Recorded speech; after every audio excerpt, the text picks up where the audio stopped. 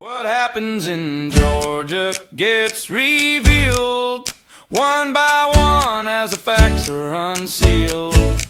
From the pit comes what they don't want you to see. When the daily nugget of truth is dropped with your host, BKP.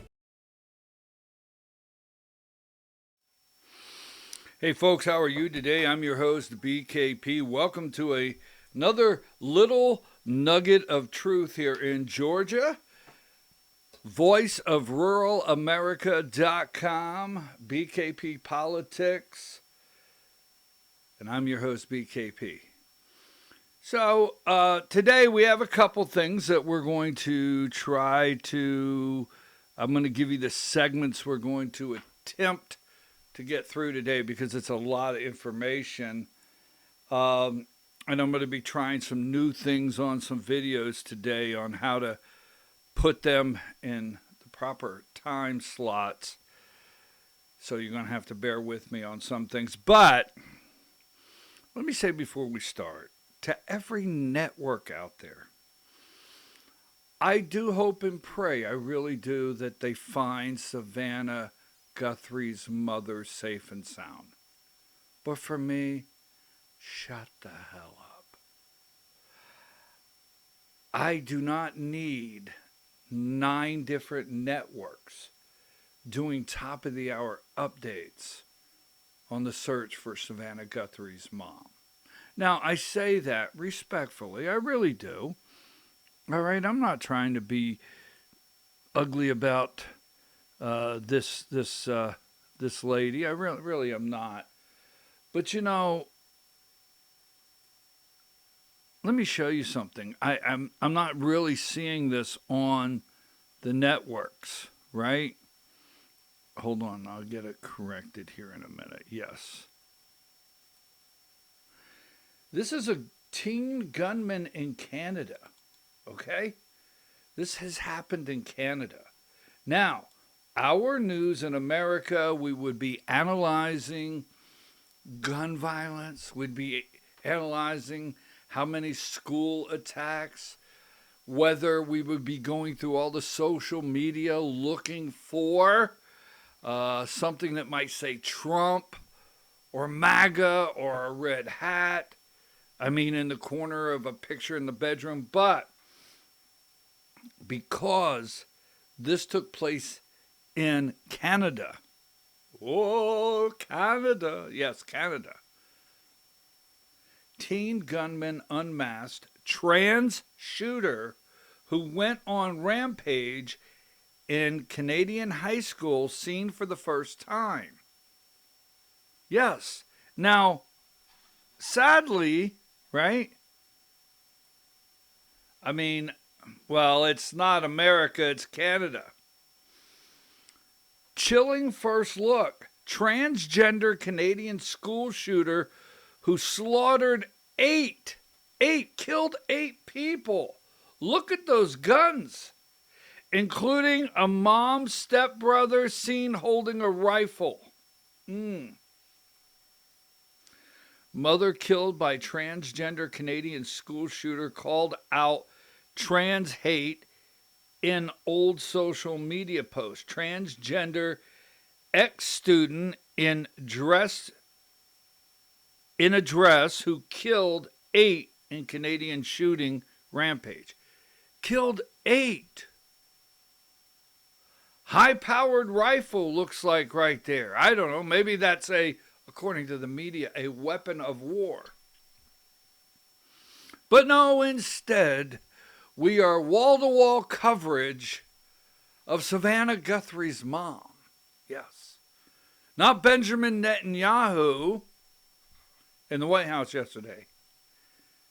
Not Jared Kushner and Steve Witkoff over in Israel meeting. No, none of that. Right? I mean, that's news. No. Savannah Guthrie's mom. Or, take your choice, Epstein Files and Pam Bondi.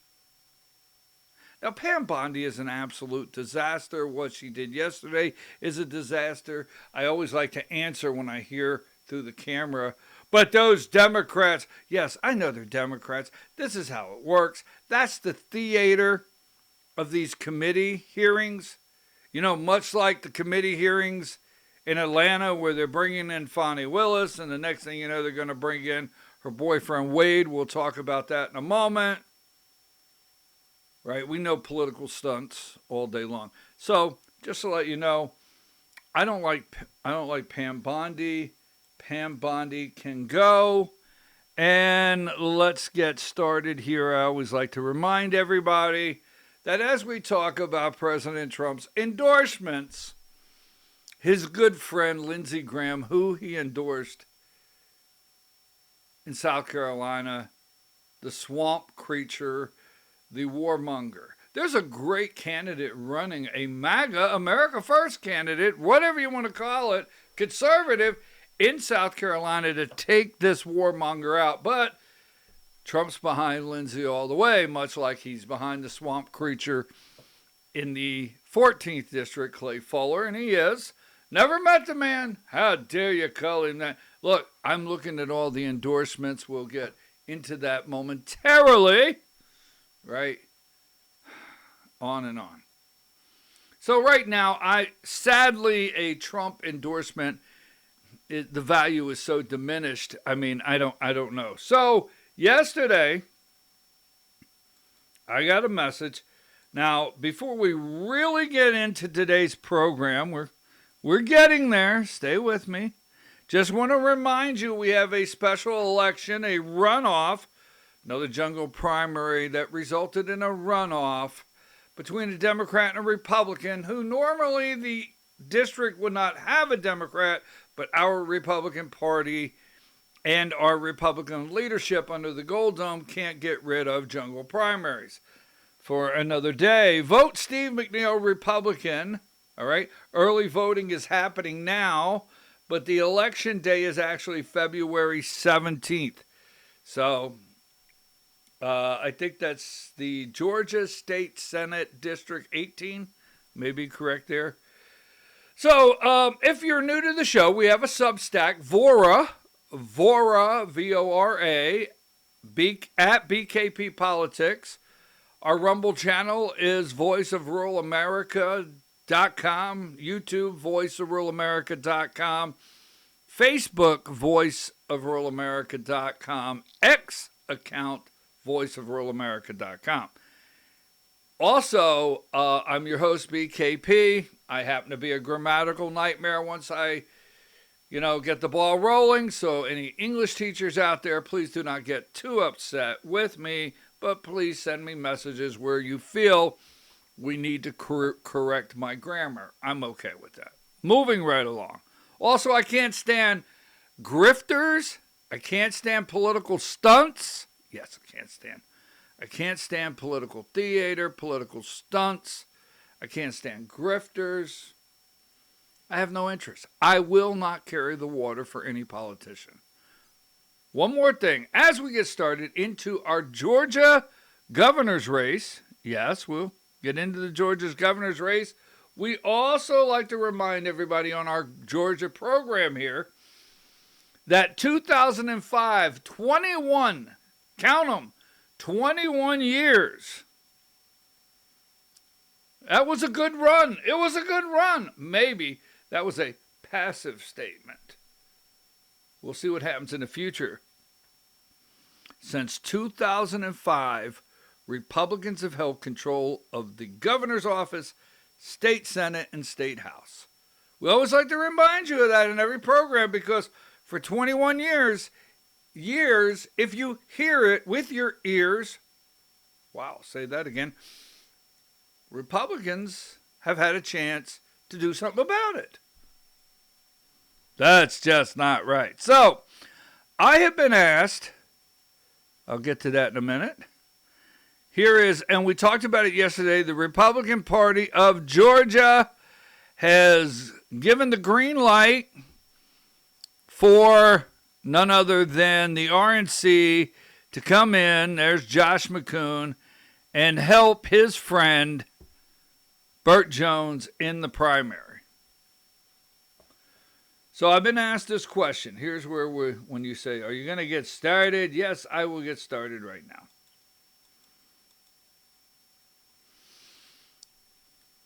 Someone said, are you supporting Rick Jackson? Absolutely not. You're talking a lot about Burt Jones. You're not really looking at Rick Jackson. Okay, I'm going to say this. We're going to agree on up to this point. We have been more engaged with Rick Jackson, the owner, businessman, billionaire in Alpharetta, Georgia, who entered the race a little over a week ago, right?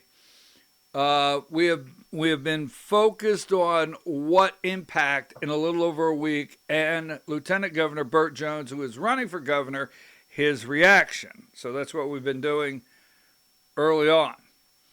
He is a billionaire businessman, Jackson Healthcare over in Alpharetta.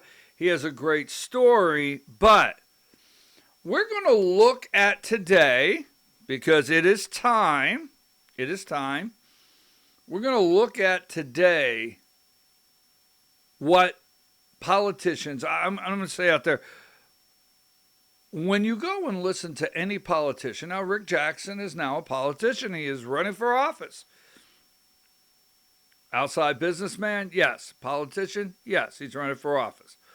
But we're going to look at, when you go and you listen to any of these people speak, it's not always what they say, it's what they don't say. And always remember that. What did you not hear? And we'll talk about that today, because right now in the race we have Chris Carr, Clark Dean, Rick Jackson, Burt Jones, Brad Raffensperger, and Ken Yasgur. Ken Yasgur is an amazing guy. He's got an amazing story. I really like the guy. So Chris Carr, the Attorney General, he's pretty much done. Clark Dean really did not break any polling numbers, really didn't. May 19th is the primary. But Brad Raffensperger may have a lane, because Burt Jones, this is like NASCAR. If you're in the South and you need something to relate this to, I'm just saying, don't get me wrong. I love NASCAR, okay? But, you know, Burt Jones and Rick Jackson may be going after the same voting block, and you know who, drafting, if you don't understand NASCAR, he may be drafting back there, and it may slingshot Brad Raffensperger. I'm just saying. Don't yell at me. It could happen. Now, so I like to look at realclearpolitics.com. Okay? realclearpolitics.com. And I look at the polling on Real Clear Politics. I will say this. I'm going to use the word reputable. Don't know if it's correct, but Real Clear Politics will only go into polling. It will only go into polling and post it if it's coming from a polling company that has some accuracy, some credibility, whatever. So I'm going to look at you and tell you I do not trust polling. I do not hang my hat on the accuracy of polling, but it's out there. So Monday, February 9th, 2026, Georgia Governor Republican primary, Signal is the group. That's where the group is. You can find this. Has Jackson at 16, Jones at 22, Raffensperger 10, and Chris Carr. Now,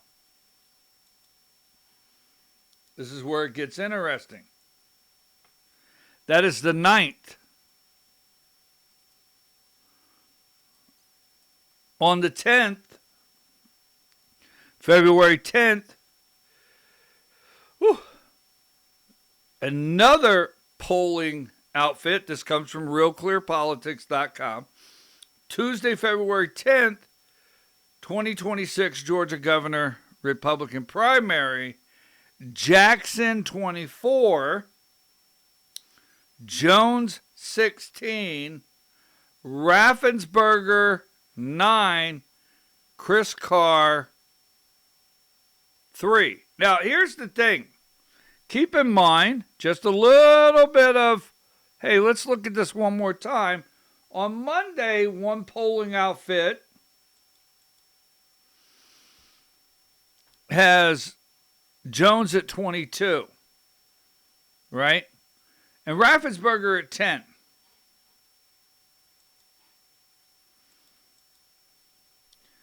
On the very next day,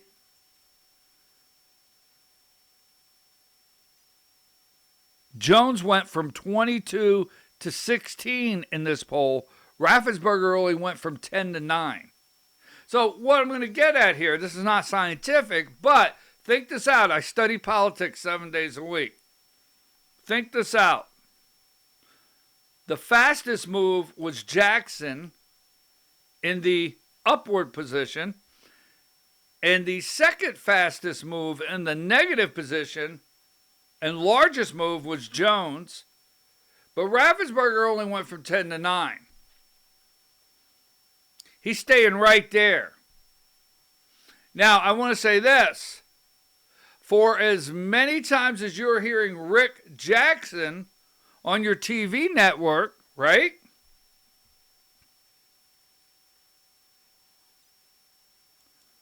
Actually, let's go there. As many times, this is Richard Belcher. Richard Belcher said, I'm seeing more of Rick Jackson on TV than I am Ken Nugent and the Morgan and Morgan guy combined. Local stations got to be fired up about the 26th election. So, yes, AJC, social media, you're on X, Rick Jackson, paid ad. He is seeing the ad more than Ken Nugent and Morgan. If you don't understand that and you're outside the state of Georgia, those are our money bag attorneys. I'm going to leave it alone. And I think if you're out there across the country, because we have a national audience. Yes, we do. We have a national audience because someone called me from another state 2 days ago and said, you guys have more drama in politics than anywhere. And I'm talking about 1,000 miles away.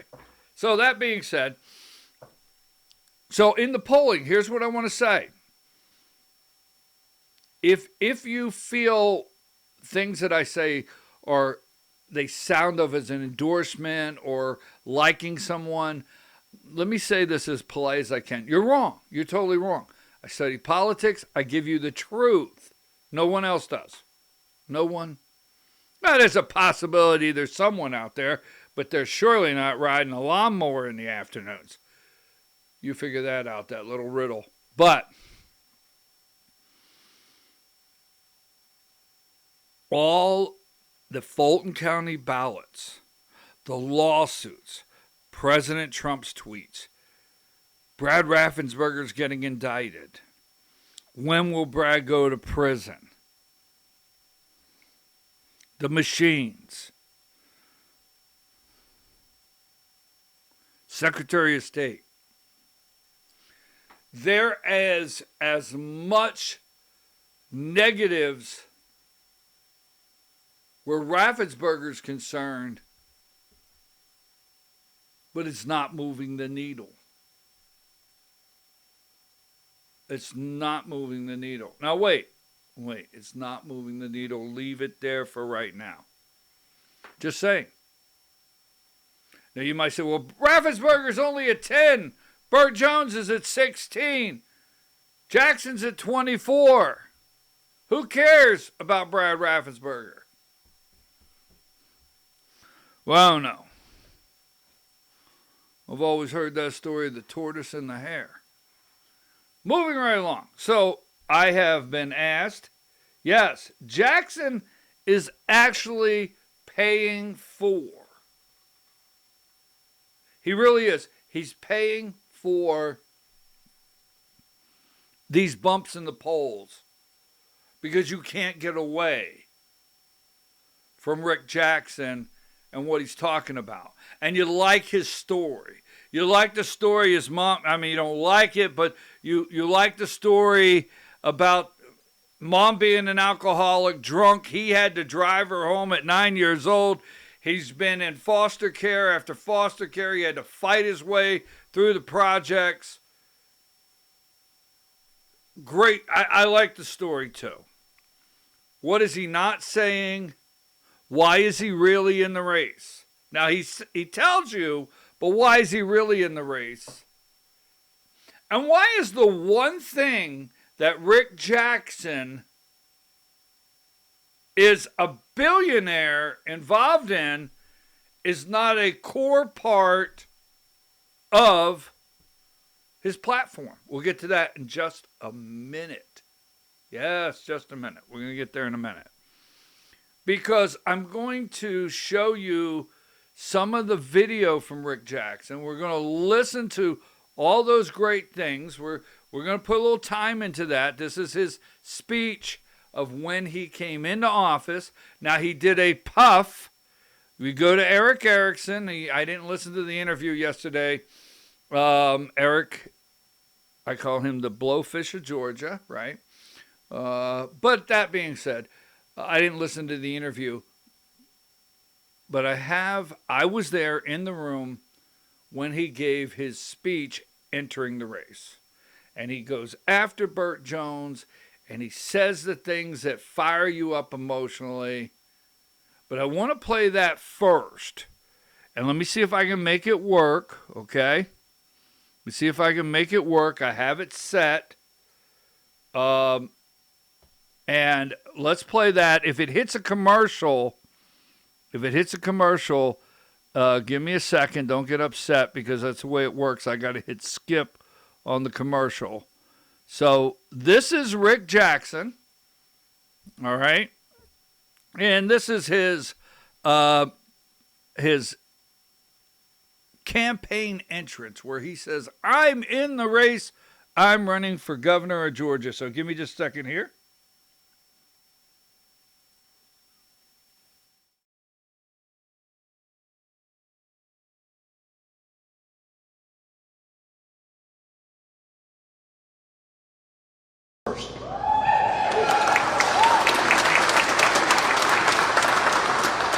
When I looked around the field of candidates, I saw something missing. Someone from the outside. Someone who has lived the struggles that most politicians only read about in briefing books. Someone who isn't beholden to the establishment. And I saw no one that has ever been a business leader. I saw a so-called frontrunner who was weak as can be and as lazy as the day is long. He wants... No, that's all right, thank you.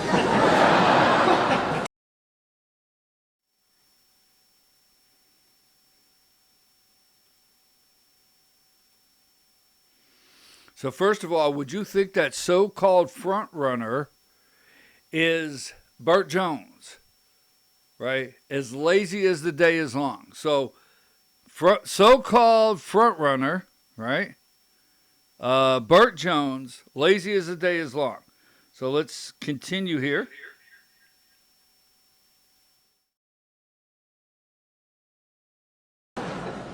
Really, he wants the title of governor, but not the job. We would be risking losing his seat to a radical Democrat or a Republican who acts like one. I wasn't willing to sit and let that happen to our president or our great state.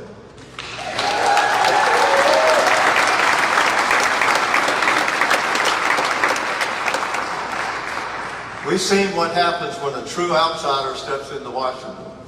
and shakes the whole place up. Someone who takes on the bureaucrats, takes on the media, takes on the entrenched political class, and actually fights for the people who built this country.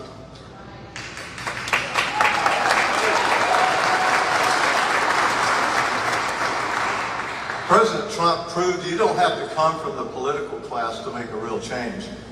You need courage, grit, someone who works hard as hell and never gives up.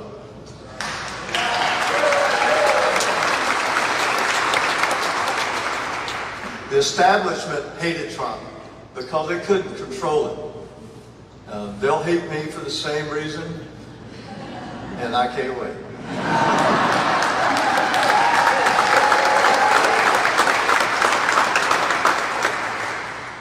This race isn't about me. You guys know that.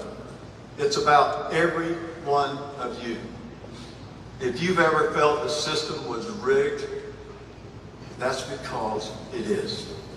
The political class protects itself. The media protects them. And the lobbyists prop up the whole thing. It's a cartel. And I'm coming to break it up.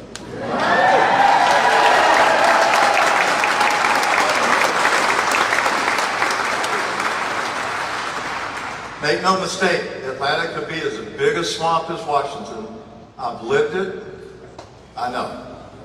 To be blunt, I'm the only candidate in this race who doesn't owe a thing to the political establishment or the lobbyists. I don't care what the insiders want, how much they beg, or how much they give. I can't be bought.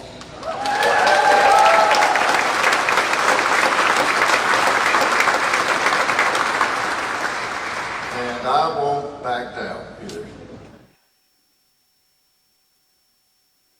Okay, so let's analyze that for a minute. All right, Rick Jackson, candidate for governor here, Republican primary, businessman, billionaire, Alpharetta. So let's analyze a little bit of that. So I was in the room. I get it. I actually liked what he said.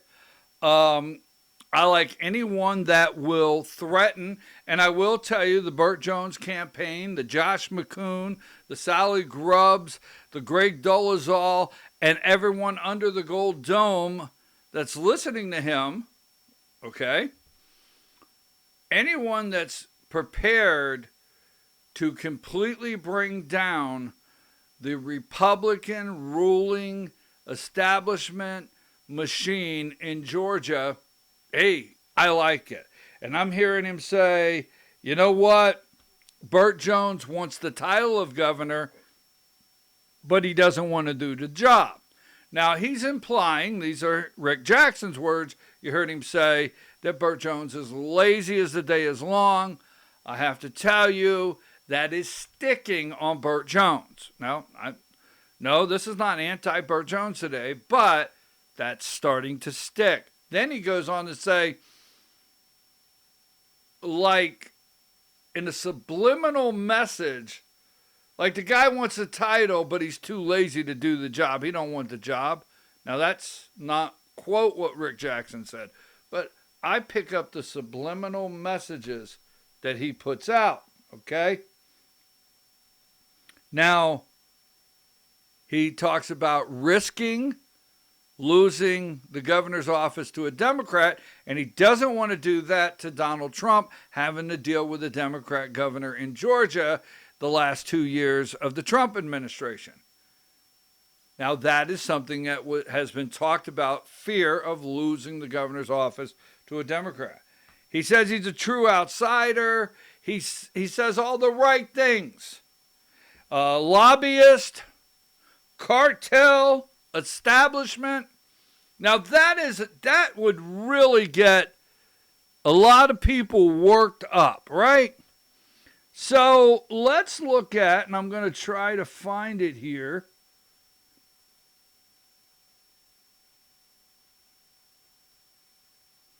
I'm going to try to find it. So when I come back, right, we heard all the things, all the red meat. Now, I want to play for a couple minutes his promises. All right? We'll play his promises. Then we're going to play what I call the political coincidence. And what did he not say? All right? Now, you can go to Voice of Rural America Rumble channel and watch the entire 45 minutes. I'm not editing anything. You can go watch the entire thing unedited. So I'm going to go over here. I might move the cursor a little bit. Stay with me, and I will find the spot. Where we're going to start listening to all of his campaign promises if elected. So stay with me here just a minute.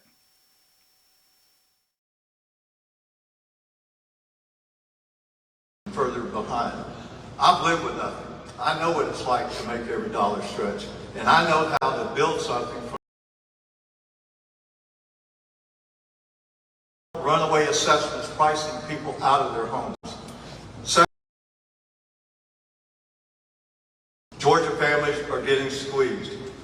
Groceries cost more for Georgia.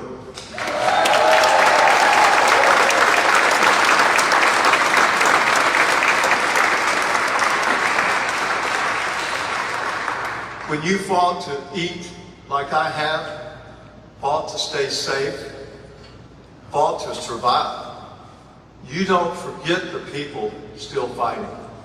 My fight for Georgians starts with making Georgia more affordable. Georgia families are getting squeezed. Groceries cost more, rent costs more, health care costs more, and property taxes are completely out of control.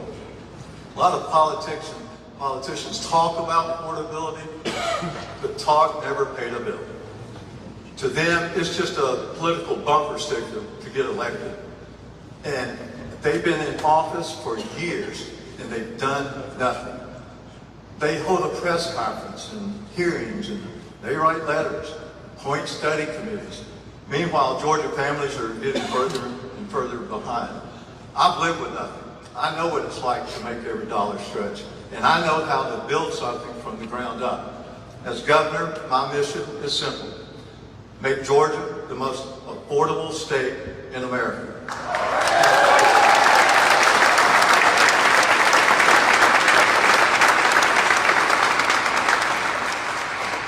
That requires real action, not just political talk. First, we will freeze property taxes immediately. No more runaway assessments pricing people out of their homes. Second, we will slash the income tax by 50% in 4 years and fight to eliminate it within 8.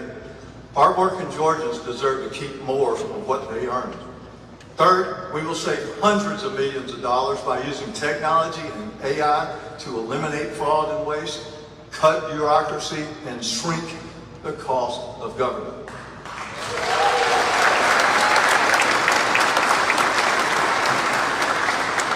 And fourth, we will freeze tuition, room, and board for colleges and vocational schools so our children can afford an education to have a chance at the American dream.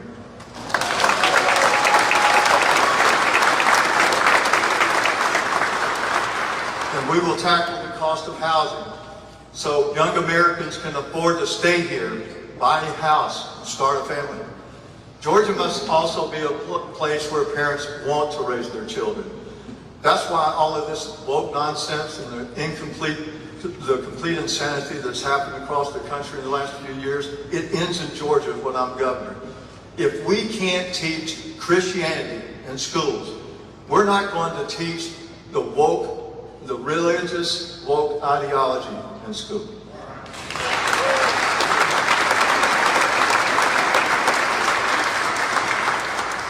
We will ban every bit of this idiotic DEI insanity and criminalize reverse discrimination. We will judge people by the content of their character.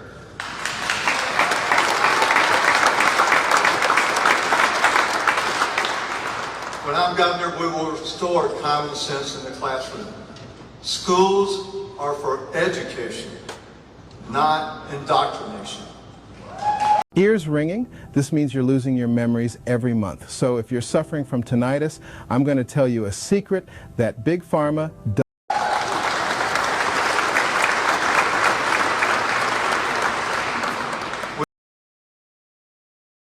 We'll put parents firmly back in charge of their kids' education.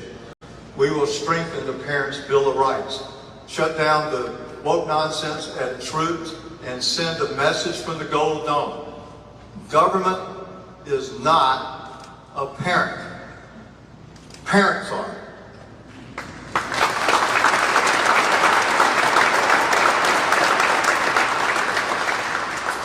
Georgia protects its children, and we will stop the radical gender ideology being pushed onto them. Let me be clear. There are two genders, and they're God-given. Boys will not play girls' sports, and boys will not be in girls' bathrooms or locker rooms.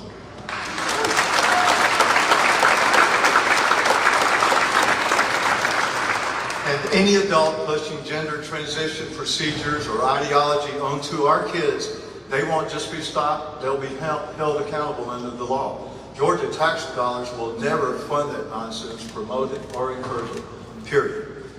There will be no stronger defender of the Second Amendment, and no one who has the backs of our law enforcement more than me. I grew up in places where police were the only line between safety and danger. While some politicians attack our officers or tie their hands, I'll do the exact opposite. Officers deserve our respect. We will back our men and women in law enforcement 100%. This is not just a political bumper sticker for me. It was the way I was raised.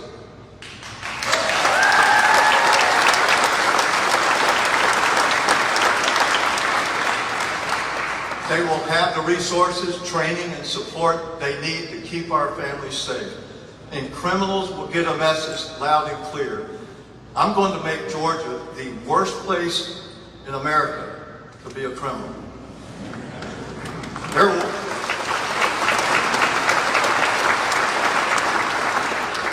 There will be no revolving door of justice, no soft on crime coddling, and no blaming society for violent offenders.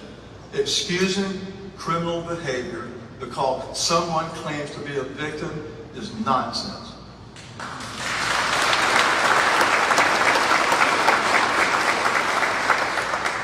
Criminals must take responsibility for their own choices, and that is especially true for criminal illegals. When I'm governor, we will work with President Trump to make Georgia #1 in deportations of these criminal illegals. Come hell or high water, Georgians are going to stop suffering because of Biden's failures. Remember two words, Laken Riley.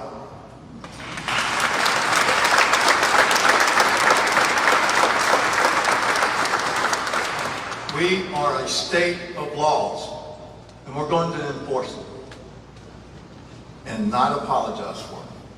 I will also never apologize for my belief in the value of work. The radical left and their allies in the media call it cruel to have work requirements for public assistance. They're dead wrong. The real cruelty is trapping people in dependency and calling it compassion. Growing up, welfare kept me alive, literally. But it was temporary. We had more pride than being dependent on the government. For able-bodied Georgians, government assistance must come with one requirement. If you can work, you will work.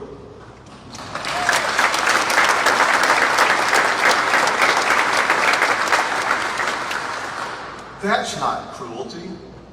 That's dignity. I've seen with my own eyes how dependency traps people and opportunity lifts them. God created us to have a purpose that is productive. When I'm governor, if you're willing to work, you will find opportunity. But the free rides are over in Georgia.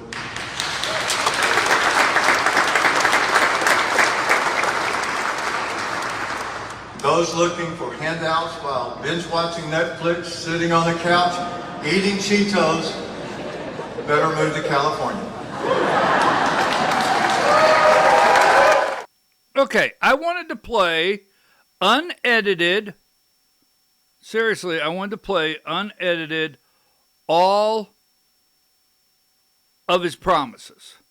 I didn't want anyone. I'm your host, BKP. Welcome back, BKP Politics on Voice of Rural America. I did not want him, okay, or anyone. I do not want anyone out there saying, well, you edited this. So you can go listen to Rick Jackson, the entire announcement on Voice of Rural America Rumble channel. So that was a lot, but let's see, what did we hear? Remember when we started the show today, I said, it's not always what you hear them say. Listen for what they do not say. What did they not say? Okay. I heard affordability. I heard property tax, income tax, tech, high tech, AI, tuition, woke, DEI, gender, schools, parents. I heard criminals. I heard crime. I heard illegals. I heard work requirements. And what I find interesting, this guy who is a billionaire, welcome to Jackson Healthcare, who has become a billionaire in the healthcare industry, never once said healthcare. I find it interesting that a guy, and this guy is surging in the polls. I never heard once him say something. I would expect him to say something like, you know, I made $1 billion in the healthcare industry.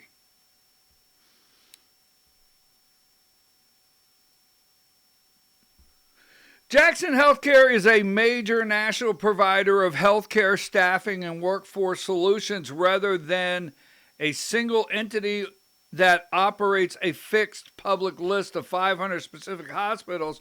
It provides services, nurses, healthcare professionals, technical solutions to thousands of healthcare facilities nationwide. Okay.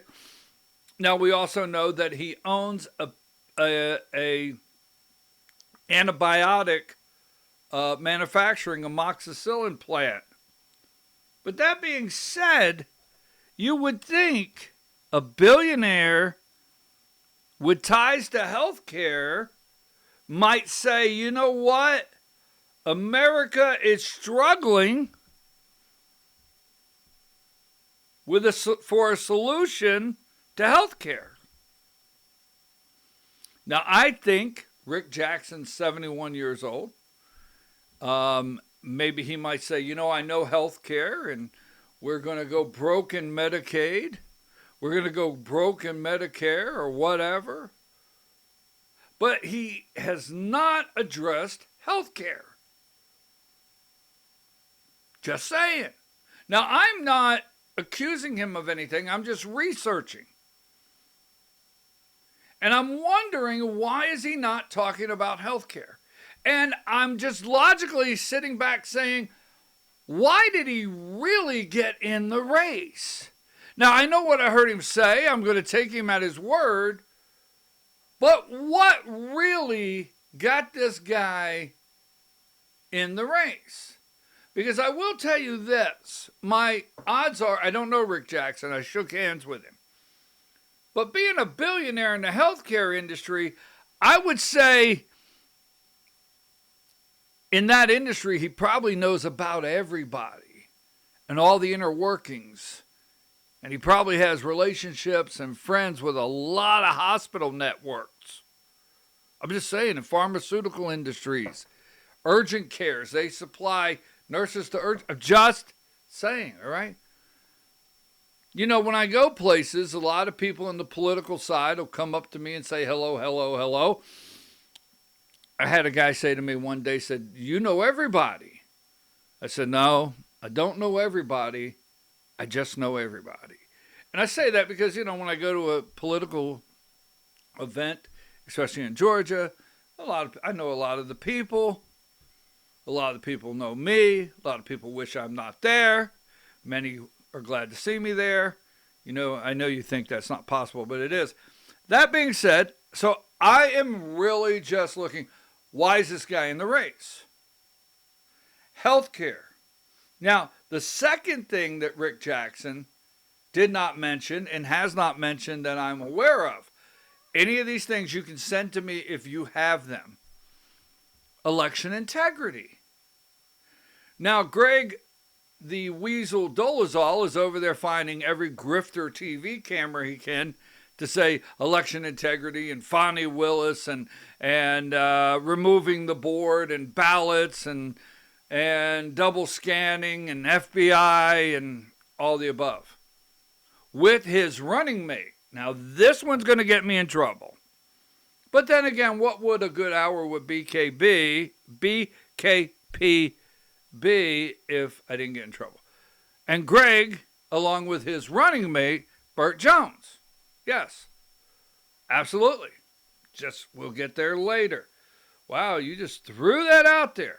So, I'm thinking to myself, let me answer this question. But Rick Jackson's up to 24%. He's not. That's what we hear in the polls. He definitely has the panic button pushed over at the Jones Network, right? And I don't know how Bill Jones, that's Bert's dad, we'll bring him up in a minute. We got some news stories, how he feels about this and how much money he wants to invest in this race, right? That being said, he never said paper ballots. He never said dominions. He never said electronic voting machines. He never said election integrity. He never said securing your vote. He never said QR code. He never said Fulton County. He never said the ballots. He never said 2020. Nothing. So there's two things he did not even say. Election integrity, that is very important to the base. Now, sooner or later, someone's going to come along and say, as governor, you would probably be the person that, puts an election system in place. Do you support paper ballots? Now, if you're out there and you don't support paper ballots, that's not what this is about. But you're going to want to know what kind of election system. Does he support the SAVE Act? Does he support, only citizens voting? Does he support identification for vote? Whatever. But let's go back to the healthcare side for a minute. So we have this right here. I was asked this question yesterday. Georgians for Integrity. It's $14 million they've spent telling you, and the reason we're going to bring this up, and I'm just thinking coincidence. One day I was in a lawmaker's office, okay? And one day I was in a lawmaker's office, and I heard several things going on, and I said to this individual, very, very powerful. Oh, yeah. I used to get in some powerful offices when I was out and about.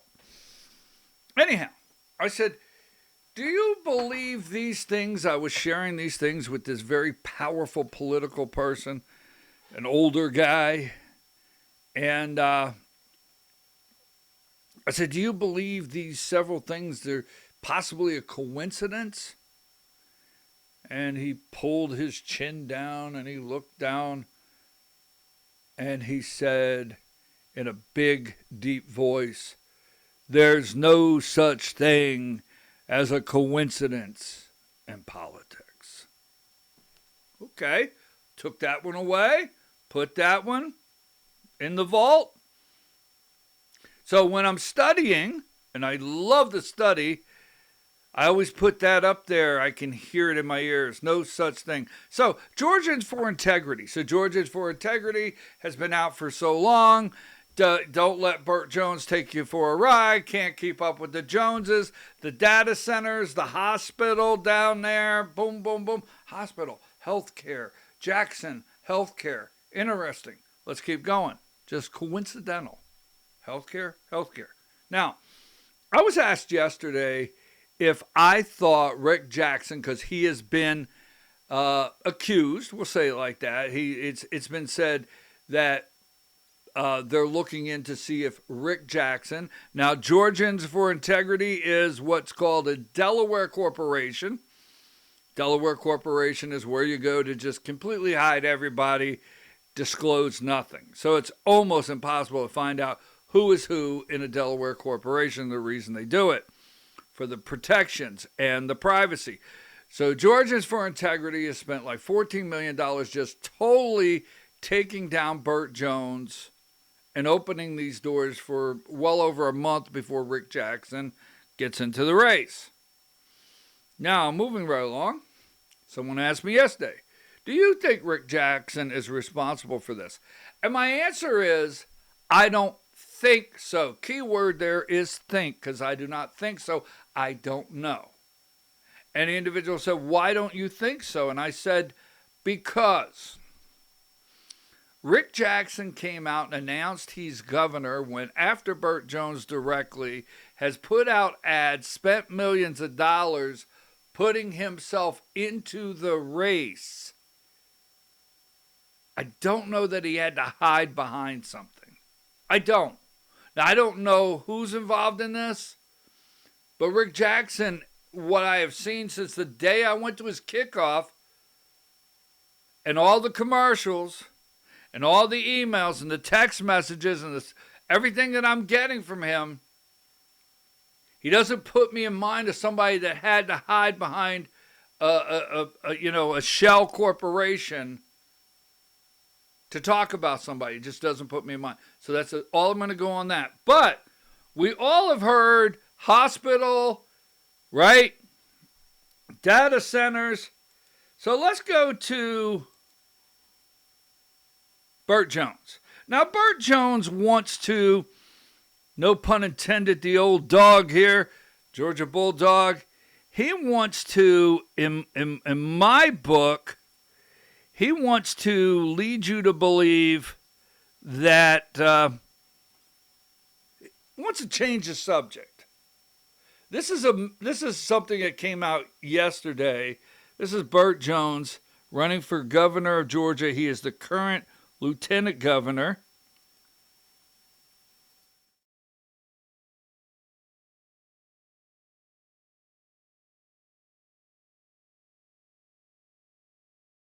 Hey everybody, Burt Jones here. Last month we had Fonnie Willis come before a Senate committee to testify for the charade that she put on for over 3 years, where she indicted 19 innocent people, including the President of the United States. Her story didn't quite match up with what her boyfriend testified to before a congressional hearing just a year ago. We've subpoenaed her boyfriend, Nathan Wade, to come before our Senate committee next Friday, Friday the 13th. And we're going to find out who's actually telling the truth. Either way, we know they wasted time and effort and wasted millions of dollars of taxpayer money. And we would need to get to the bottom of it.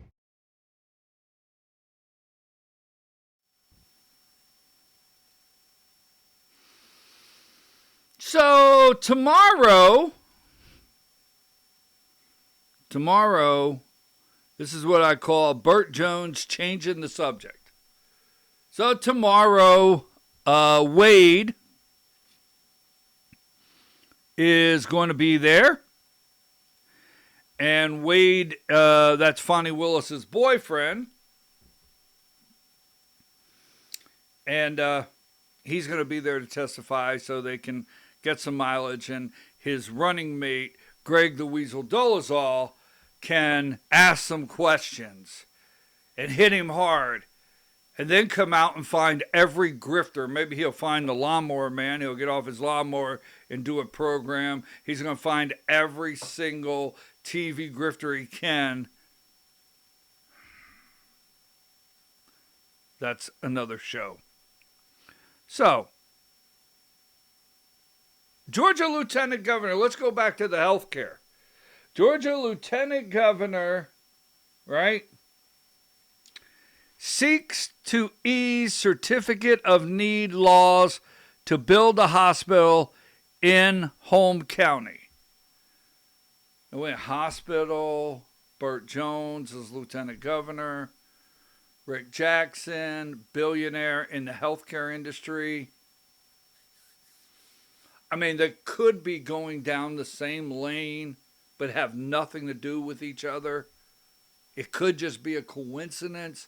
Healthcare, billionaire, new hospital, and changing the entire makeup of how it works. So let me explain this to you very quickly. Certificate of need. Now, I'll get into that in a minute. Certificate of need. What is that? I hear it all the time. Now, in 2024, I will show you this. I tried to tell people then. So here you go. Let me get this up on the screen so I can read it. What happens when you combine hospitals with data centers? When the Atlanta Journal-Constitution reported last week that the hospital, which Lieutenant Governor Burt Jones' father is proposing to build in Butts County, Jackson, who moved to Bucks County, Josh McCoon, Jacqueline McCoon, who is chair of the Butts County Chamber of Commerce, which handles these kind of things and gets involved. That's Josh McCoon, chairman of the Georgia Republican Party's wife, who is good friends with Burt Jones' sister. Well, that's obviously a coincidence. Is surrounded by data centers. A spokeswoman for Jones called it a non-story. Even if you don't agree, you can see her point. This simply rezoning application by a private company involves Jones' father, not the lieutenant governor directly. Well, that's Daddy's property over there. Now, I've got the North 40 over there, and I plow that 100 acres over there, but that over there, that's Daddy's property. Well, I got nothing to do with Daddy's property. I don't know why I did that, folks. I promise I'll try not to let that happen again. But it's just like, that's my dad. Okay, all right, got it. I got it. So anyhow, what gets me, and I will talk about this. This is why I say, well, I'll get into that momentarily. All right, because you can't put these plans together for these data centers. They're years in advance. And when you pass legislation or you make deals with companies, contractors, and you give them a 10-year deal on tax abatement, aka tax credits, tax relief to come into your area, they would have recourse if you say, oh, you built the place like we agreed upon. You started the data center like we agreed upon. But now you can't have those tax breaks that we agreed upon. Folks, it's not going to happen. So when this little militant midget, yeah, he's not very tall. I'm not tall. I'm not. I mean, I'm sorry. Did I offend? Oh, that was like, you said that in 1970. We're not allowed to say midget. Is it small, short? I don't know what we can say. I don't know. So this little guy, militant something. Please forgive me out there, each and every one of you that were just offended by the word midget. Let's move on. I'm old. Damn it. So, I used to go to M Wrestling. So anyhow, this guy goes around, I think we need to claw back those tax incentives, right? We need to claw them back for data centers. Don't listen to that. Don't listen to that. So, that being said, let's move along, right? So, Interstate Health System, LLC, a Jackson, Georgia-based company involved in developing a large-scale medical campus near I-75 in Butts County, partly owned by Bill Jones. Now, some of you might say, well, wait a minute. What's wrong with building a hospital? We need a hospital. I mean, this is a good thing. Okay. Bill Jones, that's Burt Jones' dad. The firm is planning a massive development, including hospital, medical offices, data centers to address rural healthcare needs. Hey, rural healthcare needs, okay. The purpose, the company aims to construct a new hospital and medical office buildings with plans to potentially partner with major existing Georgia hospital systems. So what happens? They go in and they build this hospital, right? This is where Rick Jackson Healthcare, I don't know. Let's say they build this hospital, they got it up and running, it's functional, and the company that owns the hospital system says, I think I want to sell it to Piedmont. I think I want to sell it to Northside. Just saying, right? Leadership, ownership, the company is partly owned by Bill Jones, with Ed Whitehouse serving as a consultant for the project. Their development, known as the Highway 16 Interstate Health Development, is designed to feature 450,000 square foot of hospital, 1.2 million square feet of medical office space, and 11 million square feet of data centers. I bet they got one hell of a tax break. What do you say, right? Now that would go through the commissioners, the Chamber of Commerce. Well, maybe we should call Jacqueline McCune. Now, here's the interesting thing. Butts County has a rural hospital.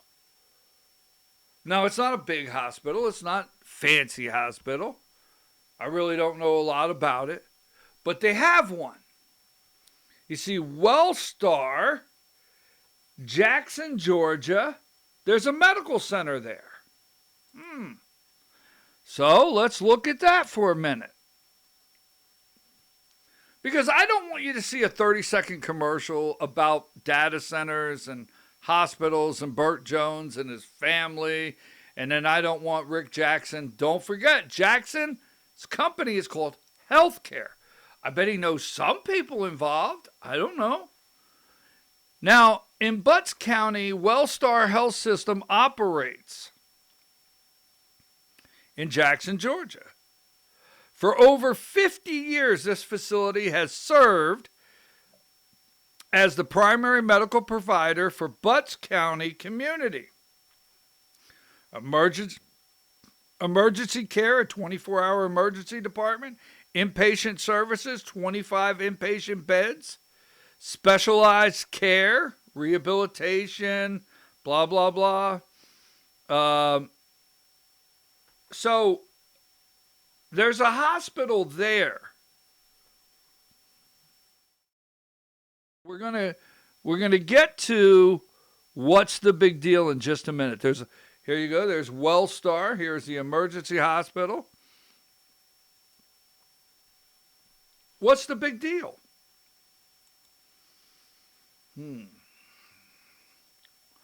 So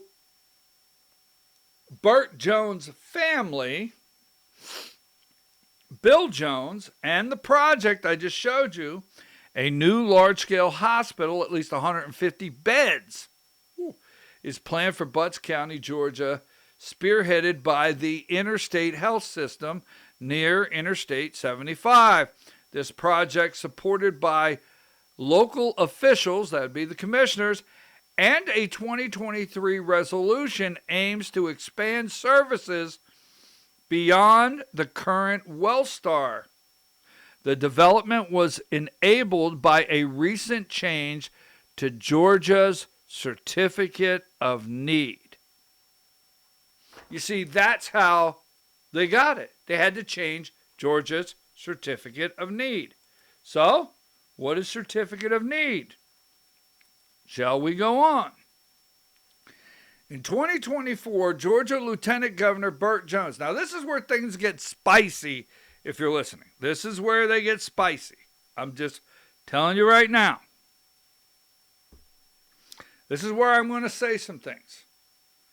This is where I'm going to get pushback. This is where people are going to go out there and say, okay, let's get there. In 2024, Lieutenant Governor Burt Jones successfully championed major reforms to the state Certificate of Need, CON laws, which previously restricted where a new hospital could be built. These changes were enacted through HB 1339, which Governor Brian Kemp signed into law April 19, 2024. So this is where I'm going to go out on the limb. You know me crossing some lines. Burt Jones put the bill up. The bill has direct benefits to his father's business, whether it's his or not. John Burns, Speaker of the House, let it go through because it has to go through to get to the governor's desk. And it went to Brian Kemp's desk, and Brian Kemp signed it. Now, here's what that means. You ready? That means that Burt Jones, John Burns, and Governor Kemp had some kind of deals. So this is just speculation. Let me put it out there. I want to be clear. So let's say the governor called and said, Burt, I know you want me to sign this, and it directly helps your pappy. And before I help your pappy down there, we need to talk, because here's what I need. So meet me on the front porch under the ceiling fan. We're going to have us a nice cold glass of iced tea, and we're going to talk about it. I don't know why I do stuff like that. Just don't go there, all right? And then John Burns over at the house said, Burt, I know that bill would be awful friendly and be something your daddy would appreciate. But here's what I want. That's how it works. It's politics. So what happened to get this through the State House for Burt Jones to the governor's desk and signed? That is left to be. So last year, Burt Jones, this is where it gets spicy. Last year, Lieutenant Governor Burt Jones, right, gavelled out the Senate early, really upsetting John Burns, because over in the House, they were ready to go to midnight. They were going to pass a couple pieces of legislation and throw them back over to the Senate, or vice versa, whatever. And Burt got up there and said, hey, it's getting late. It's supper time. Cornbread is done. Let's go to the House. And that really angered John Burns. Now, he did not say this, but I'm thinking he's like, well, you little boom, boom, boom, boom. After last year, I took your bill for a certificate of need. It went to the, and that's what you do? Maybe Burt went back on a deal. I don't know. This is politics, baby. It's how it works. That's why they don't like me. I know how it works, right?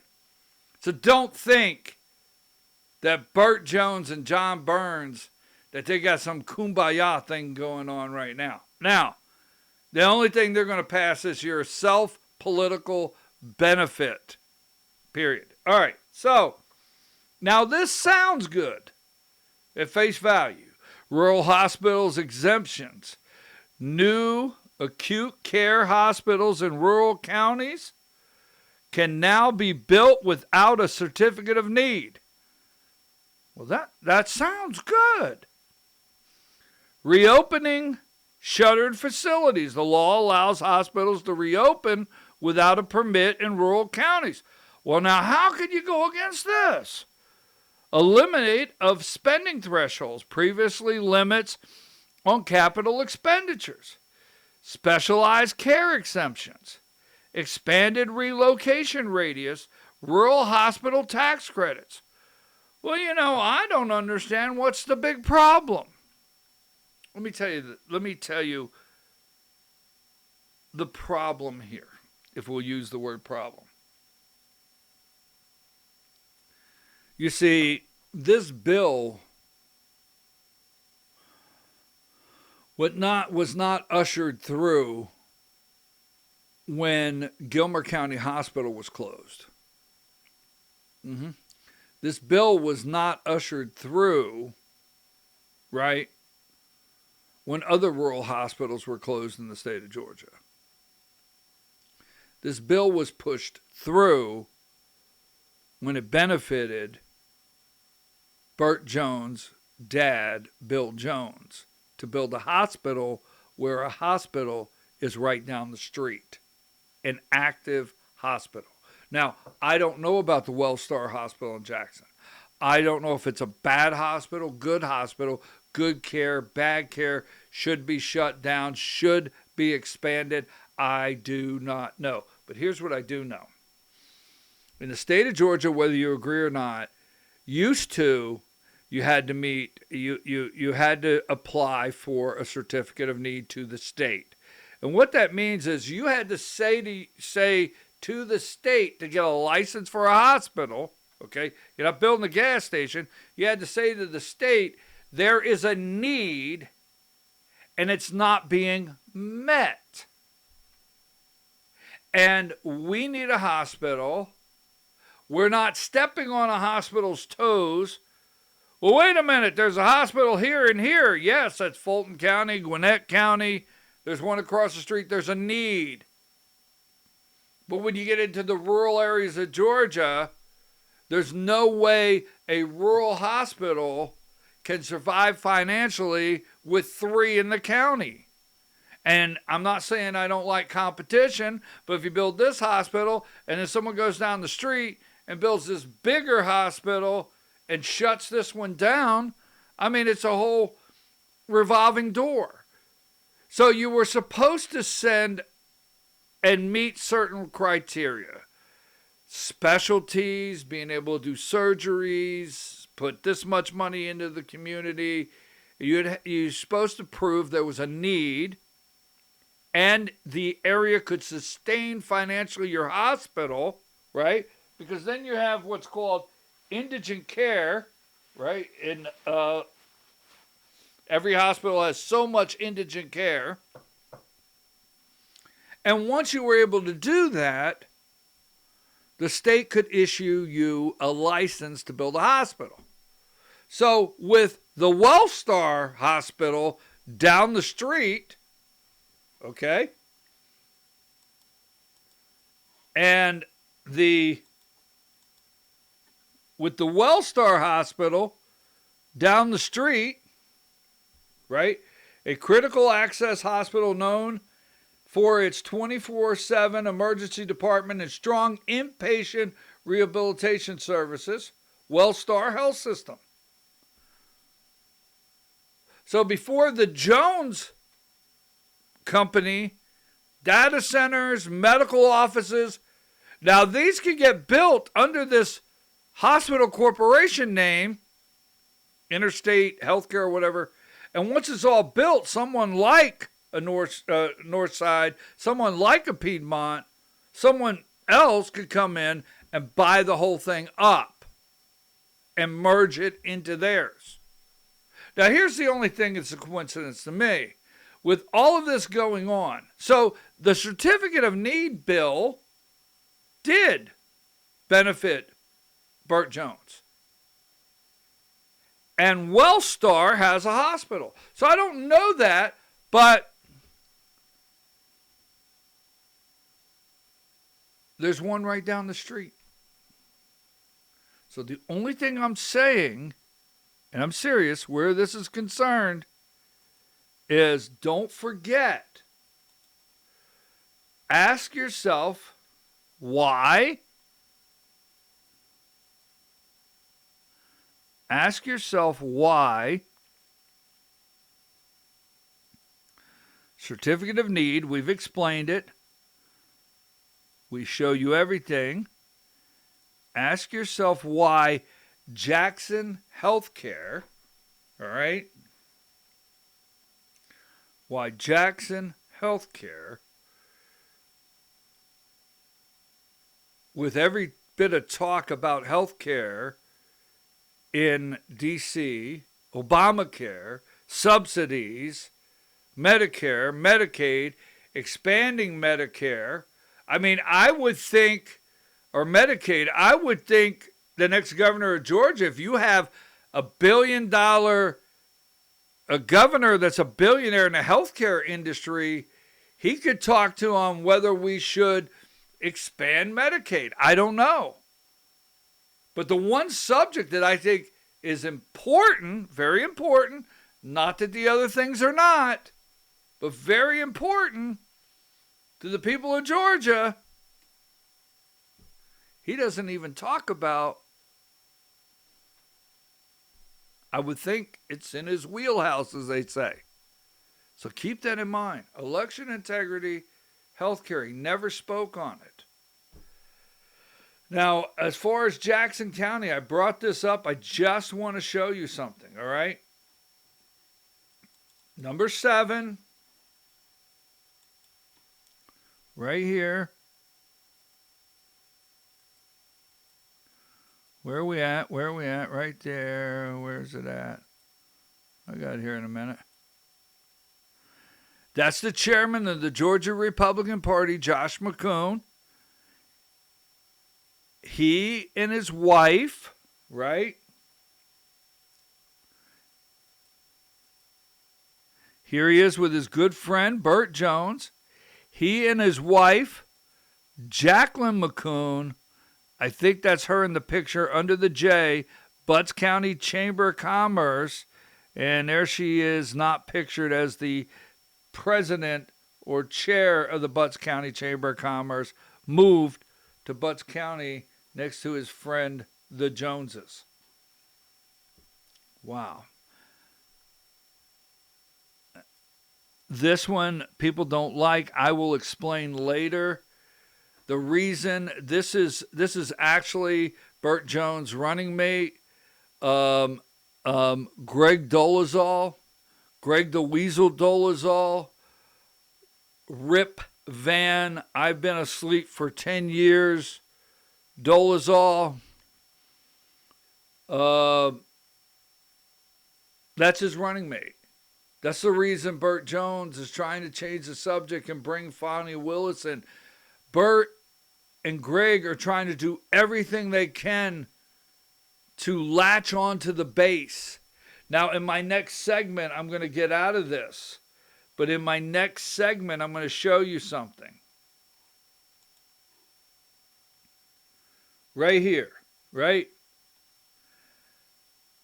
As you well know, I do not like political stunts. Have you heard that before? Let me show you something here. I'll show you a couple quick things. You see that right there? FBI affidavit for Fulton's 2020 records fuels GOP calls for state takeover. And here is Greg the Weasel. It's past time lawmakers pushing for state to take over Fulton County elections. Pure political stunt. I'm going to prove it. I'm going to show you. They're trying to latch on to the base and secure that vote because Burt Jones has hit the panic button and he's hitting the panic button. It's exactly right. Let me say something here. You see Greg Dolezal? I want to ask you to do something because I got to get out. And I'm going to tell you where I'm going to be going tonight. I had it here somewhere. Hold on. Let me see where it's at. This is Brandon Phillips. Now, I don't have time to do a full segment on Brandon Phillips, but I would like to tell you this. Please go and look up Brandon Phillips and his house, his being investigated for a House ethics violation as chief of staff. He's no longer chief of staff, but he's still on the campaign for Mike Collins. This guy, he's in the back. He's standing there by the door. And the reason I want to show you this picture is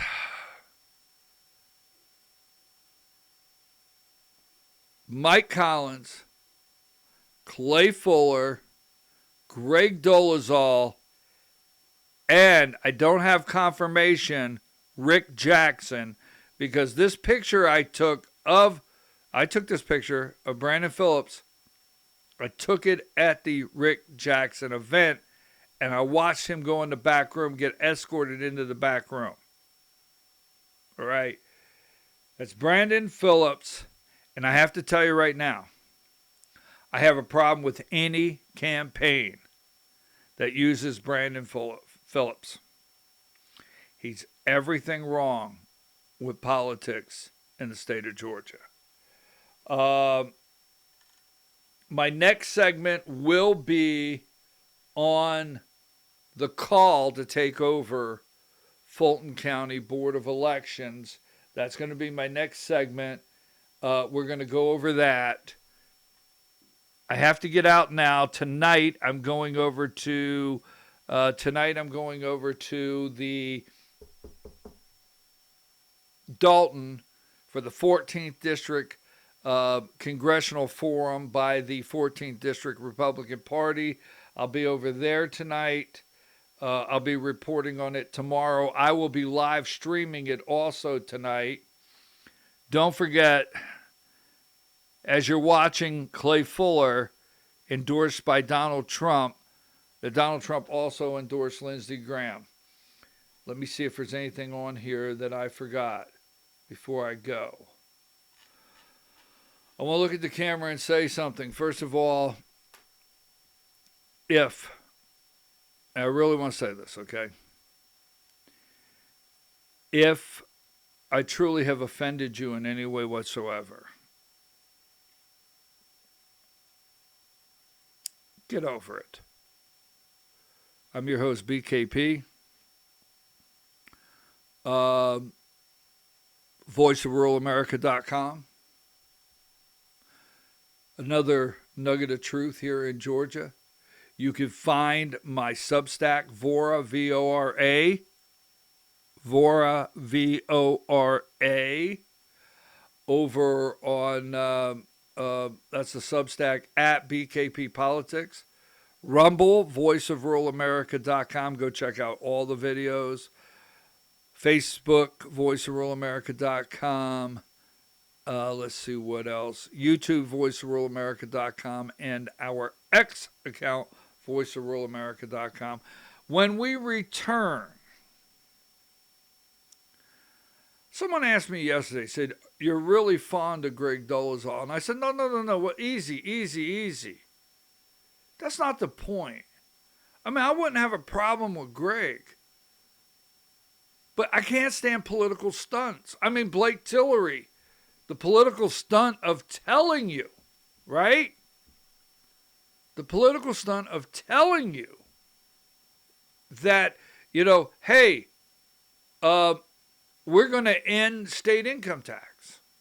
We're going to get a little deeper into that. I better go. I can't stand political stunts. I just can't do it.